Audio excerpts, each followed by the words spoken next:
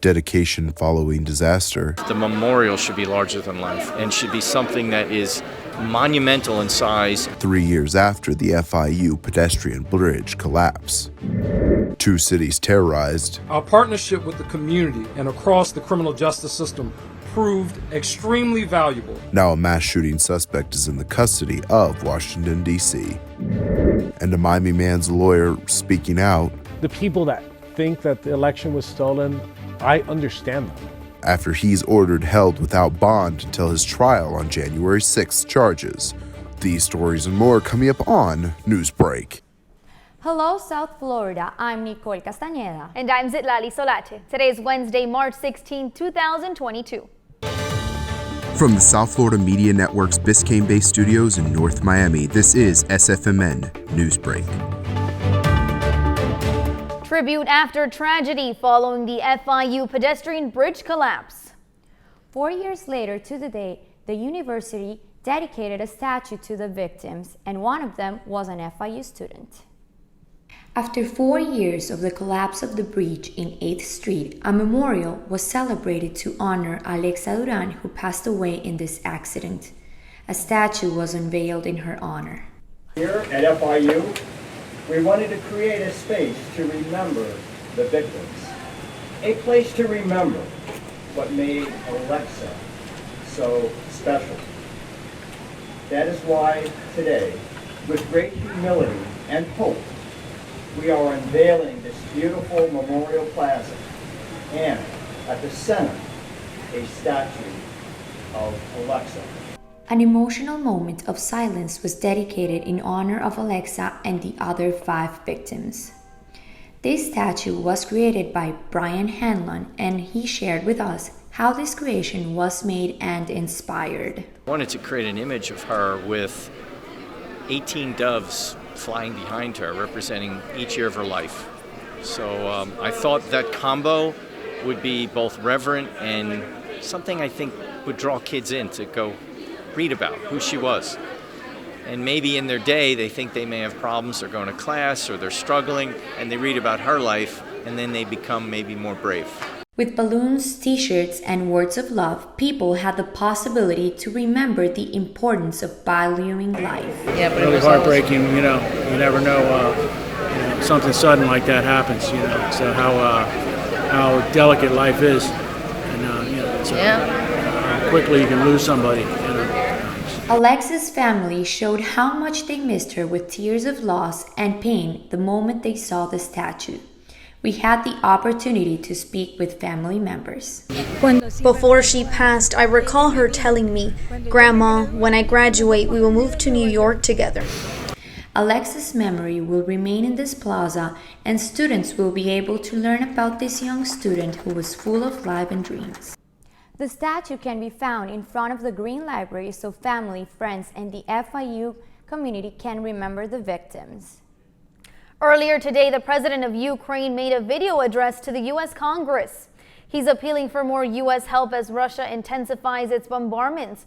Volodymyr Zelensky is putting pressure on the U.S. and other NATO nationals to supply more assistance. He got a standing ovation from a united Congress.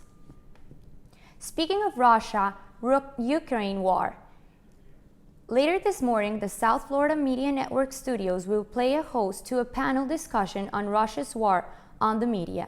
It has to do with government-enforced censorship inside Russia. It will be live on this same YouTube channel today at 11 a.m. A suspect is now in custody linked to at least 5 shootings that took place over the course of 9 days, both in our nation's capital and its largest city. The network's Eugenia Shurin from our D.C. Bureau is in D.C. this morning.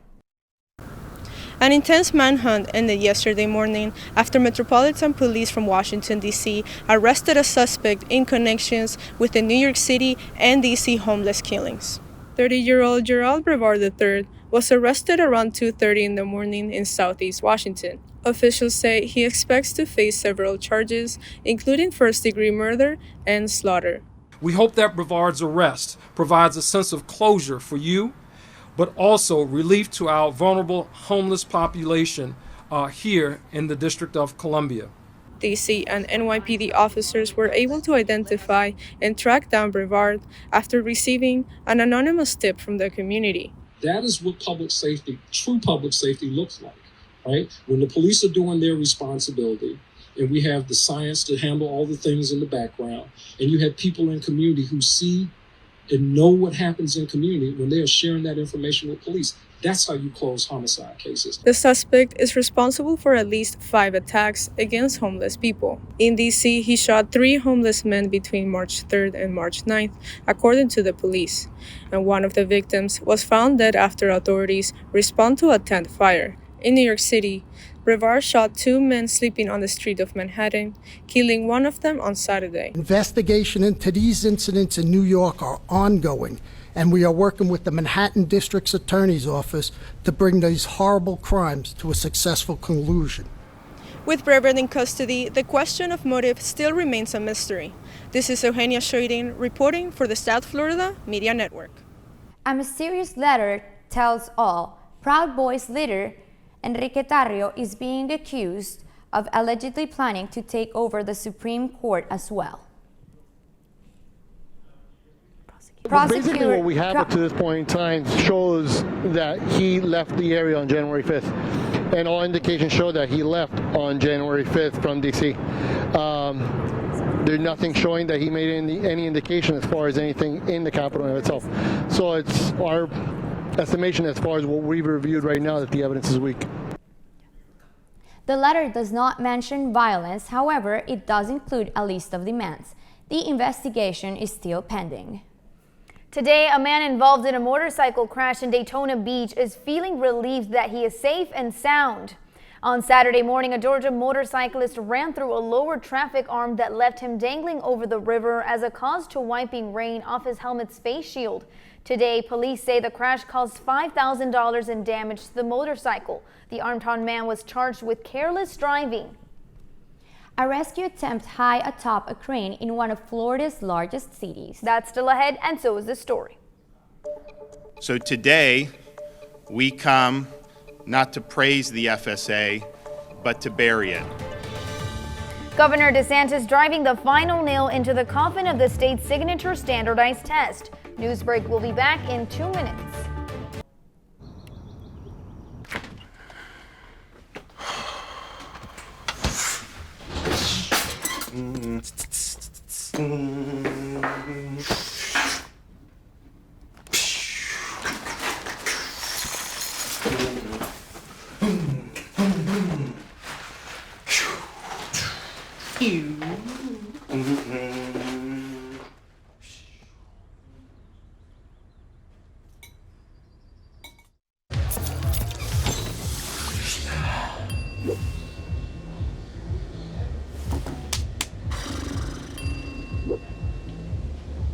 If you need to do something to feel okay to drive, you're not okay to drive. Don't drive buzzed. There are a lot of ways to reach out to a friend about their mental health.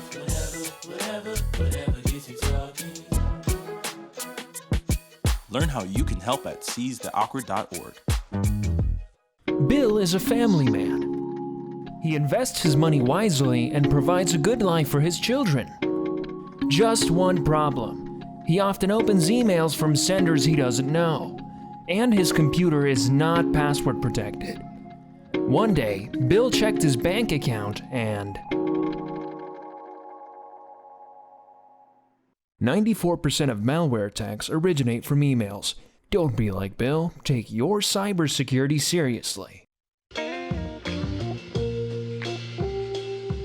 There's so many rewards in life. You coming into our home was one of the greatest rewards we could have ever had.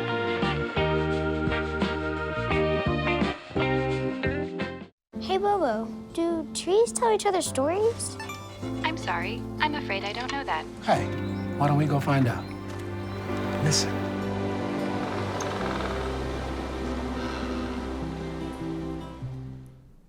After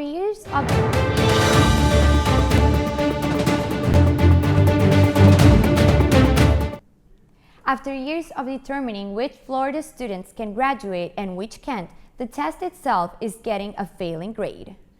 the Florida Standards Assessment of FSA will be replaced with assessments taken throughout the year. Governor DeSantis signing the new bill in St. Petersburg yesterday. The authors of the bill believe the new assessments will better gauge individual student progress. We come not to praise the FSA, but to bury it. We are here today with legislative leaders to officially eliminate the FSA from the state of Florida. The new test will be given at the beginning, middle, and end of the year in English and math, and will take less time than the current FSA. First responders making a daring rescue on top of a crane. It happened yesterday on State Road 417 near Orlando. The person who was not authorized to be on the crane seemed to have been stuck midway. They were safely brought down by rescue crews and taken to a local hospital. Their motive for climbing is still unknown. That's all the time we have for Newsbreak. I'm Zitlali Solache. I'm Nicole Castañeda. Get more news anytime at sfmn.fiu.edu.